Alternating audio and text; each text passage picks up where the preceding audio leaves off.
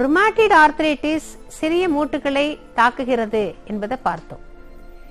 பெரிய மூட்டுகளை தாக்கினா அதுக்கு ஆஸ்டியோ ஆர்த்ரைட்டிஸ்னு பேரு. இப்ப முழங்கால் தாக்குறது, முழங்கை, அப்புறம் பின் முதுகெலும்பு, இங்கெல்லாம் தாக்குறதெல்லாம் ஆஸ்டியோ ஆர்த்ரைட்டிஸ். சோ ஆர்த்ரைட்டிஸ்ல 2 வகை, ருமாட்டிட் ஆர்த்ரைட்டிஸ், ஆஸ்டியோ ஆர்த்ரைட்டிஸ். இதை தவிர இன்னும் ஒன்னு இருக்கு, ஆஸ்டியோபொராசிஸ் என்று ஒன்னு இருக்கு. இந்த ஆர்த்ரைட்டிஸ் எல்லாம் லிகமெண்ட் தேஞ்சி மூட்டோட மூட்டு உராய்வதுனால வலி இருக்கும், வீக்கம் இருக்கும், வீக்கமாக இருக்கும், வலி இருக்கும், மடக்க முடியாது, இதெல்லாம் இருக்கும். ஆனால் இந்த ஆஸ்டியோபொராசிஸ் என்பதற்கு எந்த விதமான அறிகுறியும் இருக்காது. வீக்கம் இருக்காது, வலி இருக்காது, சிவந்து இருக்காது. இத என்ன சொல்லுவாங்க, அமைதியான திருடன்னு சொல்லுவாங்க. இது நல்ல முத்தி போய் எல்லாத்தையும் திருடிண்டு போகும்போதுதான் அதுக்கு நமக்கு தெரியும். இது எதனால ஏற்படுகிறது என்றால், எலும்பினுடைய அடர்த்தி குறைகிறது. எலும்பினுடைய அடர்த்தி குறைந்தா அந்த மூட்டினுடைய அடர்த்தியும் குறைகிறது. இவர்களுக்கு ரொம்ப சீக்கிரம் அந்த பிராக்சர் ஆகும். மணிக்கட்டுல பிராக்சர் ஆகும், இடுப்புல பிராக்சர் ஆகும், முதுகெலும்புல பிராக்சர் ஆகும். இந்த மாதிரி ஒரு 40 வயதுக்கு மேல் இருப்பவர்களுக்கு இந்த மாதிரி பிராக்சர் அடிக்கடி இருந்தா இது ஆஸ்டியோபொராசிஸ் நம்ம தெரிஞ்சுக்கலாம்.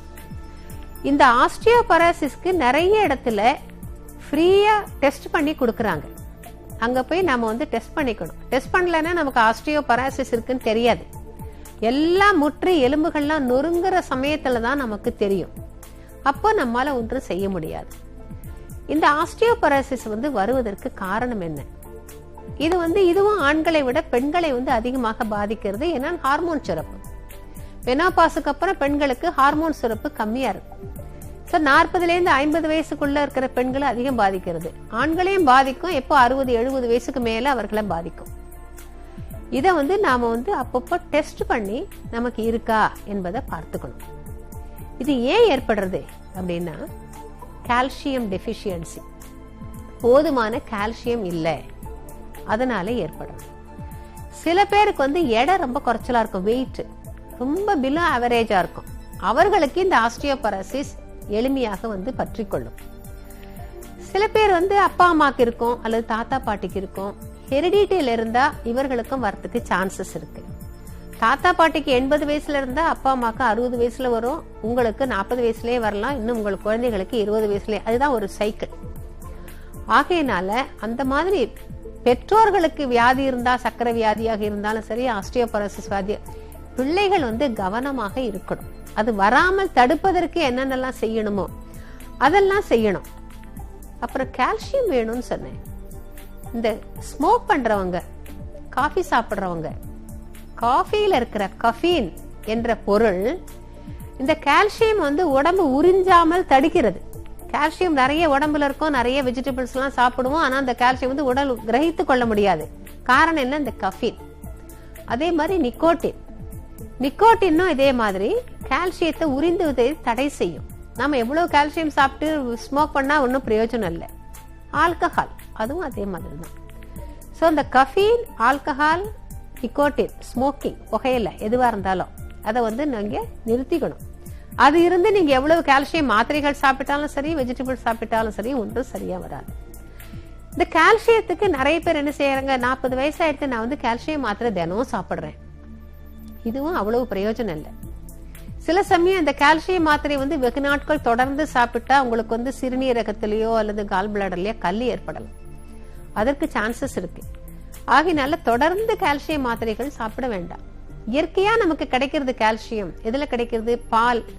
பால் பொருள்கள்ல கிடைக்கிறது, மீன், அப்புறம் பாதம் போன்ற கொட்டைகள்ல கிடைக்கிறது, காலிஃபிளவர்ல இருக்கு கால்சியம், கீரைகள்ல இருக்கு. இந்த மாதிரி பொருள்களில் இருந்து இயற்கையான கால்சியத்தை நாம சாப்பிடணும், எடுத்துக்கொள்ளணும். அப்போ அது உடம்பு அதை எடுத்துக்கொள்ளும். எக்ஸசைஸ் இல்லாதவங்க நிறைய எக்ஸசைஸ் பண்ணலாம். வாக்கிங் போகலாம், ஜாகிங் பண்ணலாம். Swimming best exercise. எலும்புகள் உறுதியாவதற்கு ஸ்விம்மிங் நல்ல எக்ஸசைஸ். ஓட்டம் நல்ல எக்ஸசைஸ். அப்புறம் மாடியில் படியில ஏறது இறங்குறது. நிறைய பேர் இப்ப மாடிப்படி ஏறது இல்ல, இறங்குறது லிப்ட் தான். ஃபர்ஸ்ட் ஃப்ளோருக்கு போகணும்னால லிப்ட் தான், 5th ஃப்ளோருக்கு போகணும்னால லிப்ட் தான். அதை தவிர்த்து முடிந்தவர்கள், ரொம்ப முடியாதவங்க லிப்ட், வயதானவர்கள் லிப்ட் வச்சுக்கலாம். அதுவும் 2-3 மாடிக்கு போகும்போது. ஃபர்ஸ்ட் ஃப்ளோர்னு போகும்போது மாடிப்படி ஏறி இறங்குறதே ஒரு எக்ஸசைஸ். இந்த எக்ஸசைஸ் செய்யும்போது நமக்கு வந்து எலும்புகள்லாம் நன்றாக பலம் அடைகின்றன. அப்புறம் சில பேருக்கு வந்து சில வியாதிகளுக்கு நிறைய ஸ்டெராய்டு மருந்து கொடுப்பாங்க. இந்த ஸ்டெராய்டு மருந்து எப்படி சொல்றது, மிகவும் சிறந்த மருந்துன்னு சொல்றதா மிகவும் மோசமான மருந்து சொல்றதா ரெண்டும் சொல்லலாம். சாவினுடைய விளிம்புல போய் நிற்கிறவனை மறுபடியும் பிழைக்க வைக்கும் இந்த ஸ்டெராய்டு மருந்து.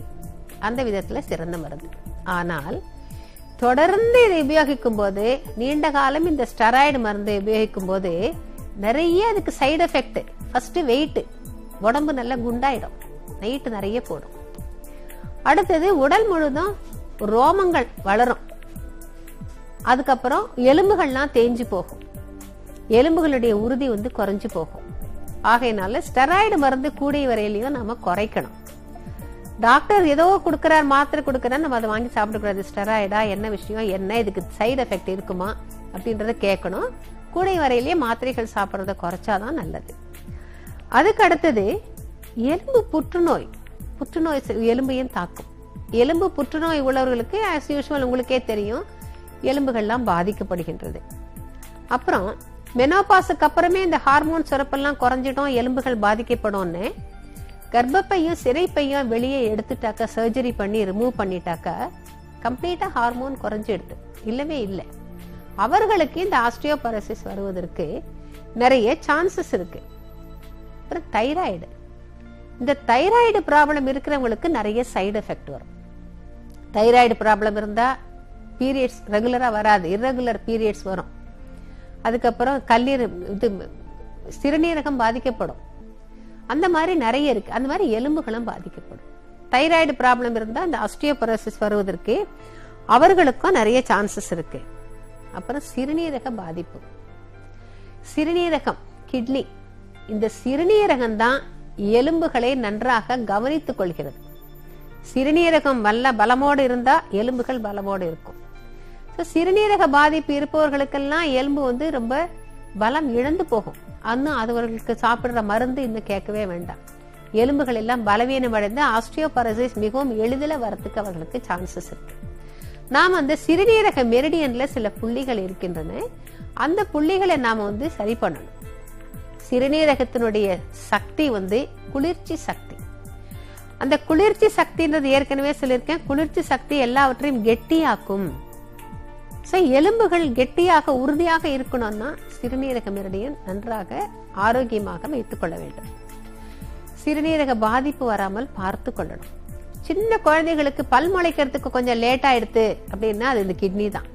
கிட்னில ஒரு பாயிண்ட் இருக்கு. அந்த பாயிண்ட டெய்லி பிரஸ் பண்ணிட்டே வந்தா அந்த குழந்தைக்கு வந்து பல்லு முளைக்கிறது சீக்கிரமாக முளைக்கும்.